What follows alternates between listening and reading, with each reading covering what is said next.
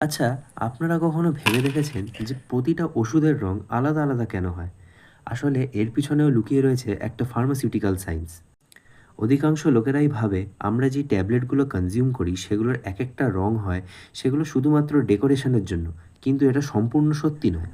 ধরুন একটা পেশেন্টের মাল্টিপল মেডিকেশনস চলছে, সেই ক্ষেত্রে পেশেন্টটাকে অনেকগুলো ওষুধ খেতে হয়। এবার সবকটা ওষুধের রঙই যদি এক হয় তাহলে তো পেশেন্টটা গুলিয়ে যাবে যে কোন ওষুধটা আমি আগে খাবো আর কোন ওষুধটা পরে। কিন্তু এক্ষেত্রে যদি আমরা ওষুধগুলো ভিন্ন রঙের করে থাকি তাহলে পেশেন্টের সেগুলো চিনতে সুবিধা হয়। কোনটা হাইপার টেনশনের ওষুধ, কোনটা কোলেস্টেরলের ওষুধ আর কোনটা রাত্রেবেলা ঘুমানোর সময় খেতে হবে, অর্থাৎ ঘুমের ওষুধ। তো এই ক্ষেত্রে রং একটা গুরুত্বপূর্ণ ভূমিকা পালন করে থাকে। আরও একটি মজার বিষয়, কিছু ট্যাবলেটস রয়েছে যেগুলোর উপর যখন কোটিং দেওয়া হয় সেই কোটিংগুলো কালার অ্যান্ড অ্যাপ্রুভড হয়, অর্থাৎ সেই কোটিংগুলোর উপর যখন আমরা কালার দিই তখন সেটা লাইট আর ময়েশ্চারের থেকে আমাদের ট্যাবলেটের এপিআইটাকে প্রোটেক্ট করে।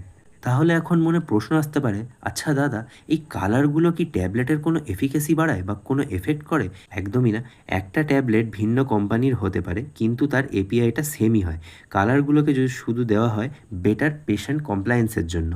তাহলে এক্সাম পয়েন্ট অফ ভিউতে আমরা কি জানতে পারলাম? যে ফার্মাসিউটিক্যাল কালারেন্সগুলো থাকে সেগুলো আইডেন্টিফিকেশনের পাশাপাশি পেশেন্ট অ্যাকসেপ্টেন্স আর প্রোডাক্ট অ্যাপিয়ারেন্সের জন্য আমাদের কাজে লাগে। আর থেরাপিউটিক অ্যাকশনের ক্ষেত্রে সেটা কোনো ইমপ্যাক্ট ফেলে না। এক্ষেত্রে আমাদের একটা জিনিস মনে রাখতে হবে, 3 আই টেকনিক, অর্থাৎ আইডেন্টিফিকেশন, ইমপ্রেশন মানে অ্যাকসেপ্টেন্স, আর একটা হচ্ছে আইডেন্টিফিকেশন অ্যাগেন।